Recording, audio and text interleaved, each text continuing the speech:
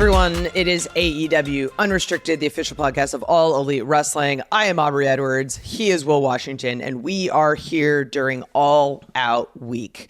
It feels like we just got back from London because we actually did. But this is the first time that All Out is running from Hoffman Estates, not during Labor Day weekend. So I'm pretty excited about that. It's a little bit different, a little bit of tradition, but also a little bit different. It's a little bit different in a lot of ways. I recognized that I have been to every All Out as a fan and as an AEW employee. I've been to every All Out except for Jacksonville.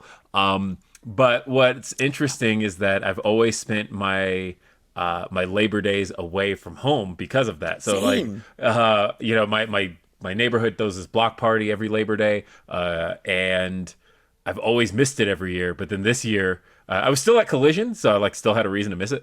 But it wasn't for All Out this time. It wasn't like I didn't get to do all the Schaumburg and Hoffman Estates stuff that I typically get to do. But instead, it's this weekend. And I think looking at this card, much like last year, All In was one of those shows last year where it was like, man, how do we top this a week later? Mm-hmm. And then we did.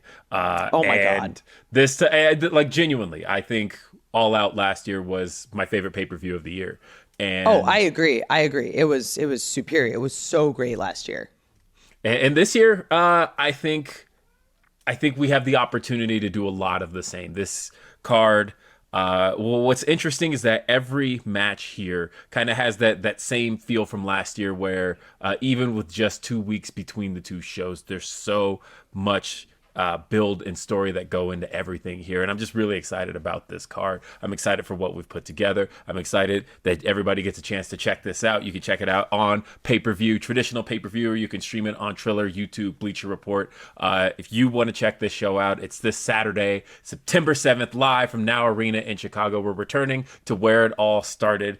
This is going to be a great time. It's going to be a great time. And I mean, the other benefit of having sort of that extra week in between, as opposed to last year, is we sort of get to see kind of the fallout of All In, but also the build up to All Out, because I think All In was such an emotional experience for all of us. And we'll talk about kind of some behind the scenes stories about that next week. But it was so emotional with the way that it ended, with Bryan Danielson becoming the AEW World Champion after putting his career on the line, potentially retiring after this match. And both men, both Swerve Strickland and Bryan Danielson, just put on an absolutely wonderful match. So very getting to see Bryan come out with the belt around his waist and talk about how he finally did it, and then having Jack Perry come in and just completely I'm excited about this because I feel like Bryan is one of those guys where he's kind of on his way out. He's sort of helping leave the company in a better place than he got there. Like he's doing the thing that a lot of veterans do where they sort of there's going to be that hole once he does finally finish, but it's great because we're seeing all of these amazing matches with sort of the new round of people that are going to be like the people we talk about the way we talk about Bryan in a number of years, right? Well, and with this particular match, one of the cool things is that going into All In, we all had we were all on edge about the fact that Bryan Danielson's career was on the line. But one of the things he said was that it remains on the line. Yes. That when he loses the AEW World Championship, that's it for his full-time career. And so with this match, Bryan Danielson versus Jack Perry for the AEW World Championship, it's the same stakes. It's Bryan's title and career on the line here. Jack Perry has a chance to end Bryan Danielson, end the American Dragon as we know him. Jack Perry has a lot of history with Chicago, of course, having just performed in Chicago for New Japan Pro Wrestling, and getting the reaction of a lifetime. And now here, coming up against Bryan Danielson, he is the current and reigning, defending TNT champion. He actually just beat one of the top contenders for the TNT championship at All In, or for the AEW championship at All In a coffin match. And he pinned Bryan Danielson in the Anarchy in the Arena match at Double or Nothing just a few months ago. And so in Jack Perry's mind, this AEW championship is already won, but Bryan Danielson just getting started. He is not going to let this be a 2-week reign. He is not going to let this be the story ending to his AEW career, to his career as a whole. And I think Bryan Danielson is ready to hold back the challenge of Jack Perry. I think he is, and I'd forgotten the whole, putting his career on the line basically for every match. So now, great, I have to go through this emotional roller coaster again, potentially multiple times if he ends up winning.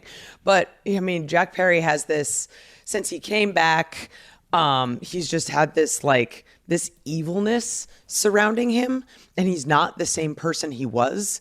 And I'm just, it feels different going into this match than we saw Swerve and Bryan. And I'm kind of just I'm more worried than I was for Bryan before. And I don't know if you feel the same, but it's going to be an emotional one. And I'm really excited to see this at All Out at Hoffman Estates at the Now Arena this weekend, Saturday. Of course, AEWTix.com. If you don't have your tickets yet, get it. We always deliver on those pay-per-views. It's going to be a fantastic show. Now, there are so many matches on this card we need to talk about. And one of the ones I want to talk about is Mercedes Mone versus Hikaru Shida for the TBS Championship, where, as we just recently learned, Camille is now banned from ringside. So this is an extra little twist, and we're revisiting what they had before, but now we don't have that X factor involved. Well, yeah, Shida noted on Rampage just a few weeks ago about how she was one katana away from winning the TBS Championship the last time these two competed. And as she, I think, referred to her as her watchdog, Camille got involved and ended up costing her the championship. And so to have this opportunity at the TBS Championship, this time with no Camille involved, this time we get to see Mercedes Mone and Hikaru Shida go one-on-one without the outside interference, without the protection. I think the last time that these two performed on Dynamite just a few weeks ago, I think we saw the makings of what was close to being what could have been a classic between these two. And I feel like they got maybe 3/4 of the way there, and to have the opportunity on pay-per-view in front of this incredible Chicago crowd, I think that they're going to deliver a classic here. And I think for what we just saw from Shida on Collision, winning that 4-way over Queen Aminata, Thunder Rosa, and Serena Deeb, and for what we've seen from Mercedes Mone, and just recently defending the New Japan Strong World Championship at Capital Collision. I think they're both on a bit of a roll, but I think Shida has a bit of a chip on her shoulder, and knowing that these two are going to get to do this in front of, like I said, the Chicago fans, that I think, do you remember 2 years ago? It was Swerve in Our Glory versus The Acclaimed. And oh my God. The crowd got behind The Acclaimed in a way that, we knew the fans were going to get behind The Acclaimed, but I don't think people expected that reaction. My gut tells me this is that match. That I think, as I listen to these crowds get behind, it feels like there's this, I don't want to say groundswelling, because they've always kind of been behind Shida, but in a way where they want to see her at the top again, and to hold gold again. And as I listened to the crowd last week in Sioux Falls, and it just feels like every time she gets in there, throughout the residency in Arlington, I think this is going to be that match, especially the way Mercedes tends to draw the ire out of people. And she enjoys that, by the way. Nonetheless, the way she tends to draw that ire from people, to me, I think this is going to end up being a match that pulls the people in a way I don't think people are expecting. I think this is Mercedes's toughest opponent yet, because we have seen Shida since day one of AEW dominate.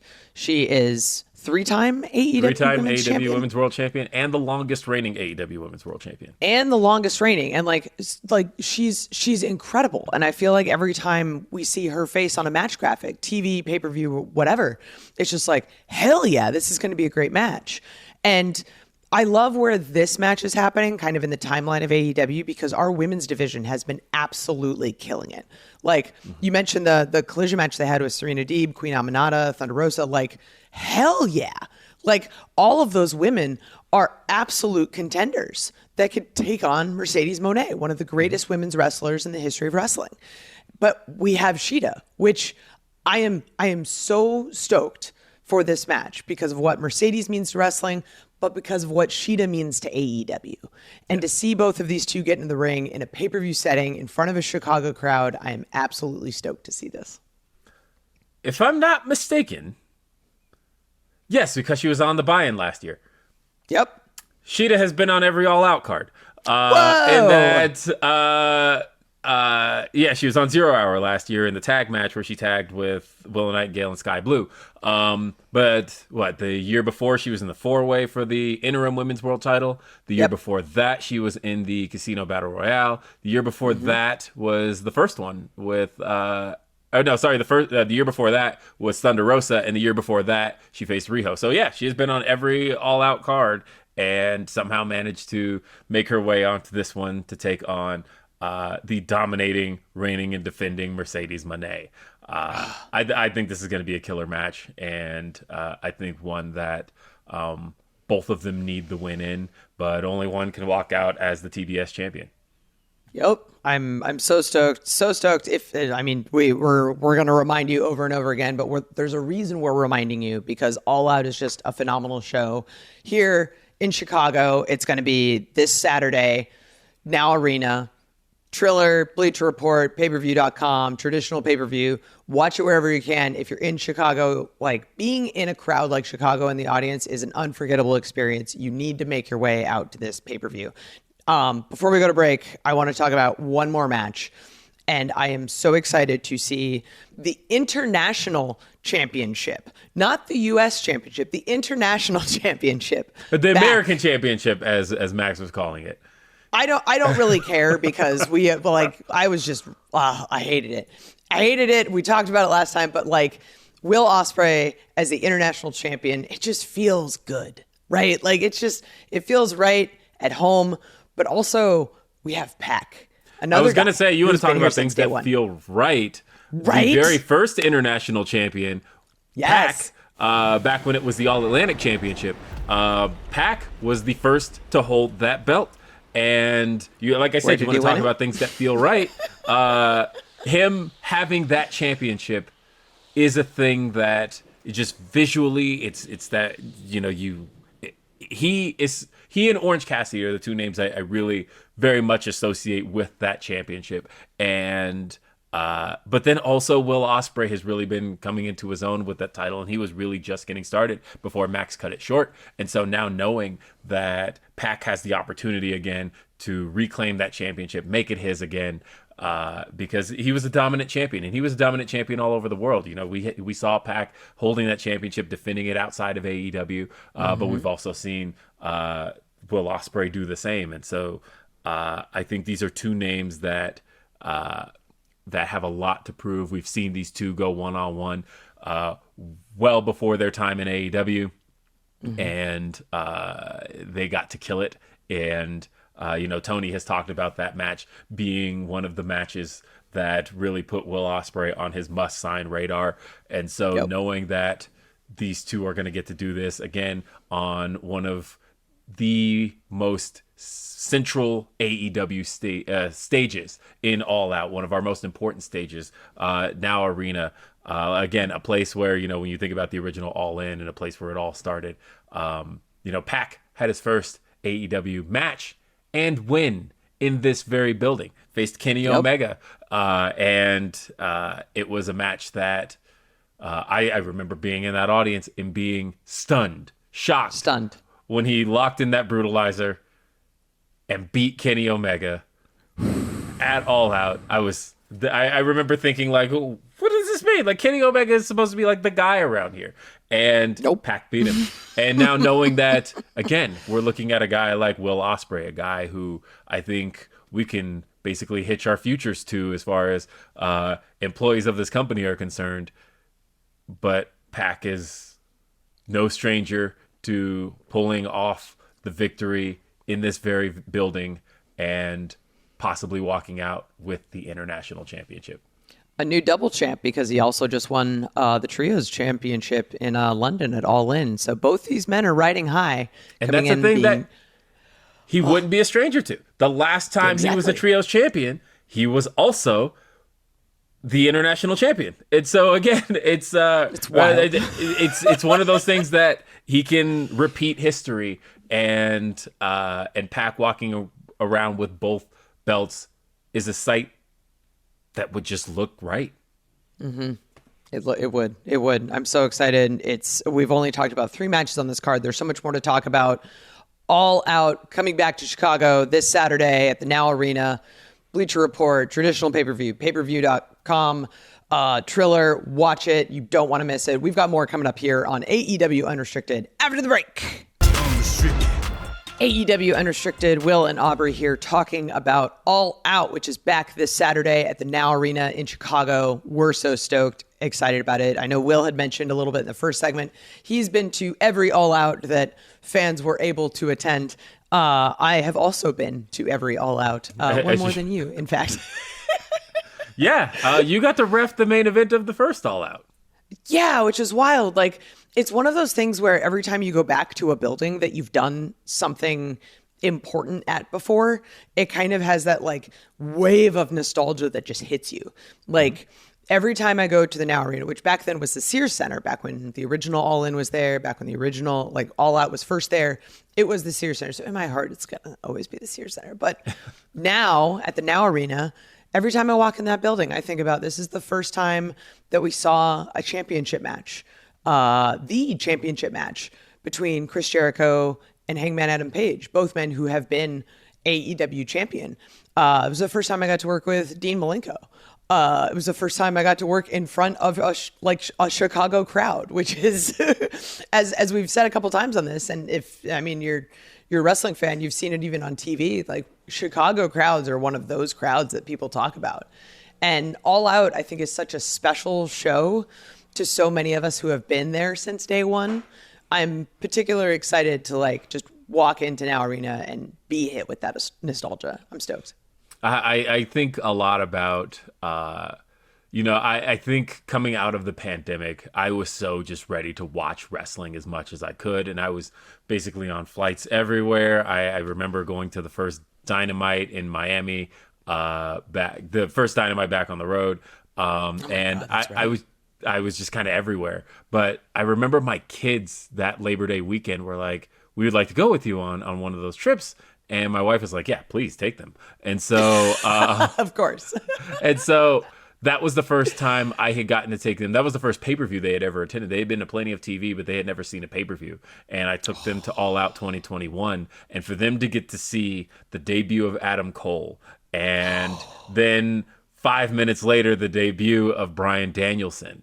And for all of that to come full circle, we talked about Bryan Danielson versus Jack Perry earlier, but one of the most significant parts of that story is the fact that we closed out All Out 2021 with Bryan Danielson standing tall alongside Jack Perry, and having taken out the Elite. And we've now come full circle with Jack Perry is now a member of the Elite against Bryan Danielson. And with that being such a moment, like I remember just as the show was ending, and I remember being all smiles just thinking about, did we literally just see Adam Cole join AEW and Bryan Danielson do it 5 minutes later? How can this be? And it was just one of the most amazing moments. And just thinking about how All Out this year has the potential to create those same types of memories is something I'll never be over. It's such a cool show with such great memories. It really is. And it's one of those Oh man, I'm just trying to remember like last year, like Bryan Danielson versus Ricky Starks in the strap match. Yeah, It's one of the my strap favorite match. matches I've ever had. Like it was so great and so just violent in a beautiful way that Yes. wrestling has the ability to do in those perfect moments. And I remember Brian telling his kids, like, no, no, no, it's just ketchup. It's just ketchup. And I'm like, dude, that was a lot of ketchup. Yeah, no, I was talking with Brian recently about the strap itself, but him and Ricky, yeah, they absolutely killed it last year. But then Mox and Orange in the main event last year, Yes. Oh for my the God. international championship to be on the stage it was on last year, I thought that was again just a show that had a lot to prove because of the show it had just followed, but it did it in spades, and that's what makes me really excited for this show. And honestly, thinking about matches that have to follow an incredible act, we talked about Swerve Strickland and Bryan Danielson main eventing All In, and Swerve, the former AEW World Champion, really cementing himself in that spot. But he is no longer the AEW World Champion. And if you watch that match, you might feel like Swerve might still be AEW World Champion if it wasn't for the interference by one man, Hangman Adam Page, a man who has been obsessed with Swerve Strickland since the moment he returned to AEW, and in the most violent of ways. He has talked about for the longest time that he was going to burn Swerve's world to the ground, that he wanted to see his hopes and dreams go up in flames, and boy, is he making a case for that. This match taking place inside a steel cage in the first ever lights out steel cage match. We've seen these two get extremely violent with each other. We've seen Swerve Strickland and Hangman Adam Page famously have the Texas Death Match last year, and there was a feeling that night. I remember it as it was happening, of how could they ever top this? Right? And Like, oh my God. and the biggest change here is that the hatred between these two has increased tenfold, and to now see these two where they are today, with Hangman Adam Page being far more deranged than he's ever been, that just as the obsession of taking down Swerve Strickland has increased, he has become a far more sadistic version of himself. But at the same time, you've got Swerve Strickland, who I think has developed the confidence of being a top guy in AEW, that when you look at the difference between when he approached Hangman on the microphone a year ago, right after All Out, to a week ago when he came in Hangman, and had himself so composed in a way where you would think he was going to rip this man's head off physically, and instead he did it verbally. But at the same time, Hangman Adam Page went 10 times too far this past Wednesday. This rivalry has reached levels that I don't think any rivalry in AEW history has reached. And to lock these two inside a cage with each other, I think I'm you think you think about why steel cages have been necessary in the history of professional wrestling, and it's always been about keeping two men contained, keeping violence contained in one place. And when you think about a rivalry that absolutely needs to be contained, it's these two. And for it to now be a lights out match, I don't even know what that means to a steel cage setting, but Swerve Strickland and Hangman Adam Page are about to show us what that's all about. I think it's very clear, as soon as you said it, like it's meant to contain it, because I think if these men were not contained, I think we'd all be even more worried about just the state of themselves, right? And how they're going to be when they come out of this match. I feel like we saw both a shift in Hangman and Swerve coming out of their very bloody match at last year, where like one guy is literally drinking another dude's blood. Like it was disgusting, but so absolutely memorable, because how do two people innately hate each other this much? And we've seen the growth of this rivalry over the course of months and months and months. And Hangman was away. And once he came back, I think when you're away and you're thinking about something, it's all that consumes you. Like, it's the only thing on your mind. So the only way to resolve anything that's stuck in there is to just address it. And there's almost no better way to address it than in a space where your problem literally cannot escape. Absolutely. And I'm very worried about both men. I think that that Hangman, in the way that Swerve unleashed a side of Hangman that I don't think we knew even existed. I think Hangman may have unleashed something in Swerve that he was already the most dangerous man in AEW, but to now know what's coming inside this steel cage match, this is going to be incredible. Oh, wow. I'm so stoked. Like we have so many more matches to talk about here on AEW Unrestricted. Pay-per-view Saturday, Now Arena, Chicago, payperview.com, Bleacher Report, Triller. So many different places you can watch it. Follow our socials to find out all the specific places that you can watch this pay-per-view. This can't miss pay-per-view. We've got so much more coming up here on AEW Unrestricted. We've got just a couple more matches to talk about on this incredible card, and we're going to be continuing that right here when AEW Unrestricted continues. Unrestricted. AEW Unrestricted, we're talking about All Out, and that's this Saturday, September 7th. Now Arena. Get your tickets, AEWTIX.com, or you can join us on pay-per-view. We got traditional pay-per-view. We're on Triller. We're on YouTube. We're on Bleacher Report.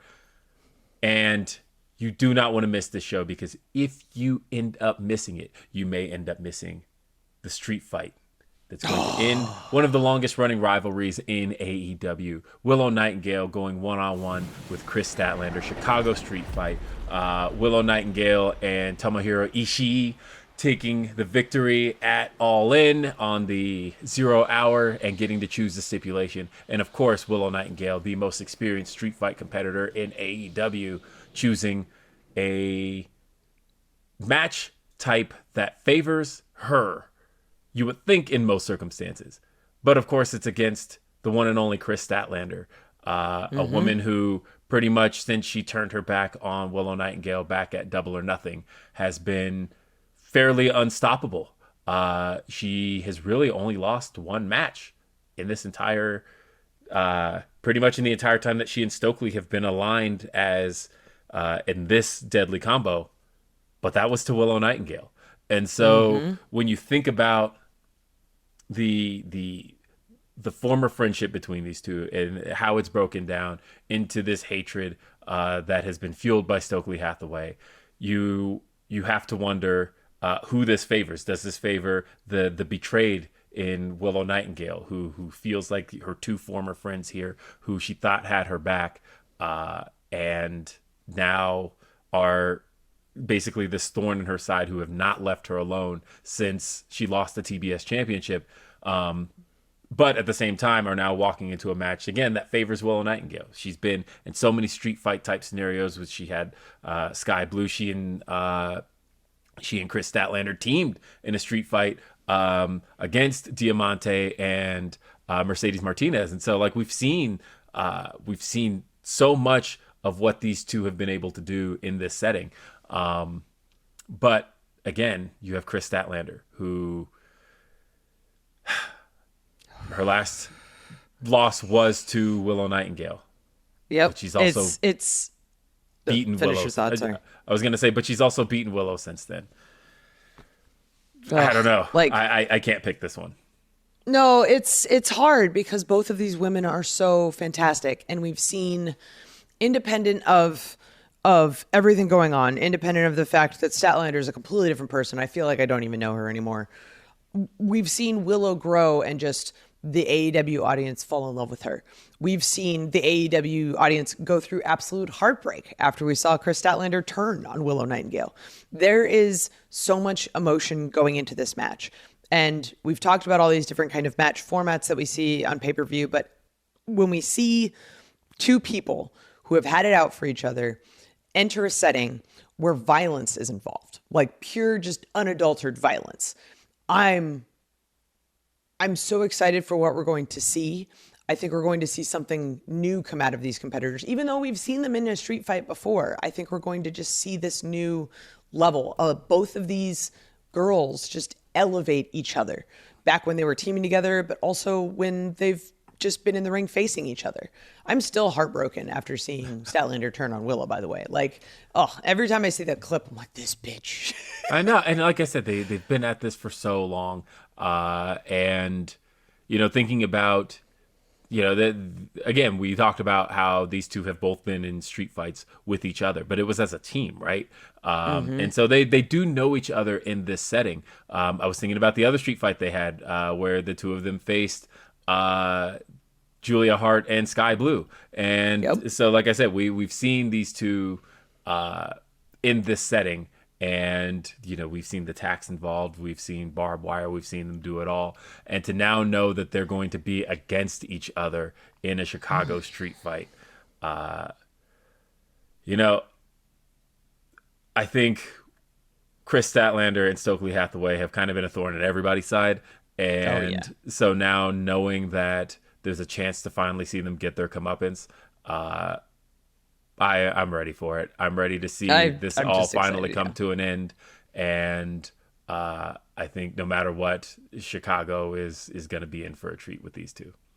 Speaking of a treat, I want to talk about Daniel Garcia and how excited I am that he has returned and that he got to return at All Out in the capacity he did. Like, just seeing him there and seeing his face and seeing that pure hatred for MJF after MJF had taken him out a number of weeks prior, we saw the return of Daniel Garcia. And now we get to see MJF and Daniel Garcia facing each other at All Out. I think I have to tell you really quick how much of a quick behind-the-scenes story that's probably better served for next week's show, but at the same time, I have to tell it now. But, you mentioned how good it was to see Daniel Garcia's face.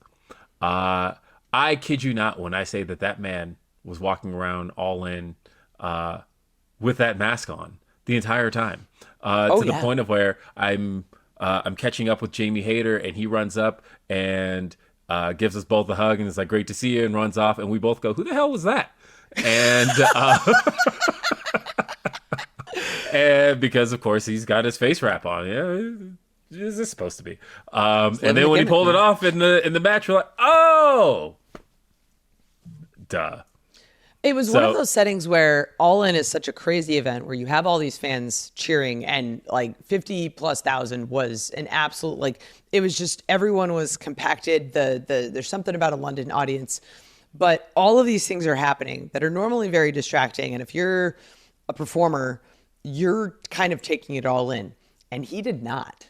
That was one of the things that I absolutely loved about that is just his eyes were targeted at MJF. So knowing that Daniel Garcia is going to come into Chicago with that like directive as the thing at the forefront of his brain, just defeating MJF in this match. Oh, the passion. I love professional wrestling.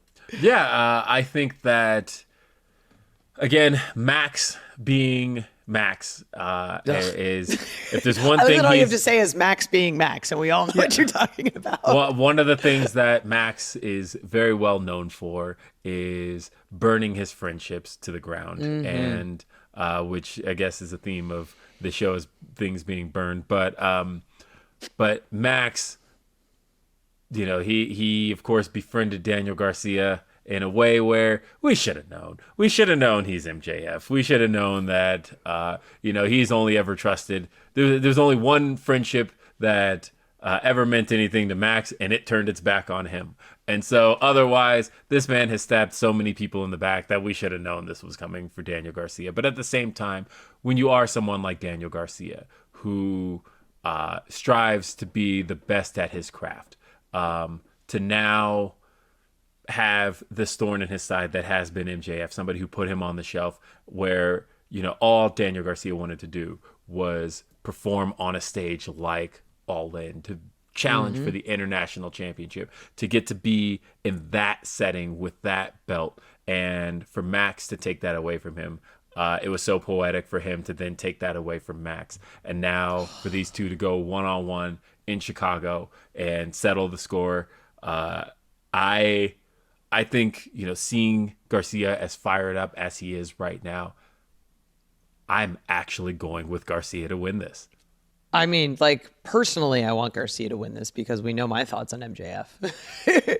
But I think independent of that, looking at where this rivalry is, how do you not get behind Daniel Garcia? Seeing how he has grown since, he made his debut in the middle of the pandemic, doing a couple AEW dark matches, to see him join the Jericho Appreciation Society, to see him just absolutely kill it in singles matches, in tag matches, in whatever format you throw Daniel Garcia in. He is one of those guys that I am so happy every time he gets in the ring. 'Cause I'm like, we're just watching something special. I don't think people realize how great Daniel Garcia is and just how much he means to sort of the future of AEW. He's just this phenomenal competitor, and he's so great. And I'm happy he's back, because I'm happy I get to watch this weekend in Chicago at All Out, Saturday at the Now Arena, payperview.com, Bleacher Report, Triller TV, traditional pay-per-view. We've said it time and time again because we absolutely mean it. AEW pay-per-views are can't-miss events, and All Out means so much to all of us. And anytime you have a show where all of us are just so emotionally invested in both the history and the moment itself, I think the audience feels that. That's one of the things I love about professional wrestling, is that it happens in the moment, and that's the only moment it happens. You have to be feeling it as it happens, but it's just, when it's great, it's so great, and it's so special. So special. I can't wait to see everybody there. I can't wait to, again, if you're going to be in Chicago, Now Arena, do not miss us, AEWTix.com. You want to see this show. But again, order it on any one of your platforms that we make it so widely available. You cannot miss AEW All Out. We'll be there. And of course, next week, we're going to be talking about our experiences here and our experiences in London. So continue to check out AEW Unrestricted on your favorite podcast platforms. It's available every Thursday. You can also check out the video edition of the show and see our beautiful faces on our YouTube channel every Monday. AEW Dynamite airs every Wednesday on TBS. AEW Rampage every Friday on TNT. AEW Collision every Saturday on TNT, except for this week because they'll both be on Friday on TNT to accommodate this very show we're talking about, All Out, on Saturday in Chicago. You can also check out Ring of Honor, watch ROH.com or in the Ring of Honor app. This has been AEW Unrestricted. I'm Will Washington. She's Aubrey Edwards. We'll see you next time, and have a great day. Peace.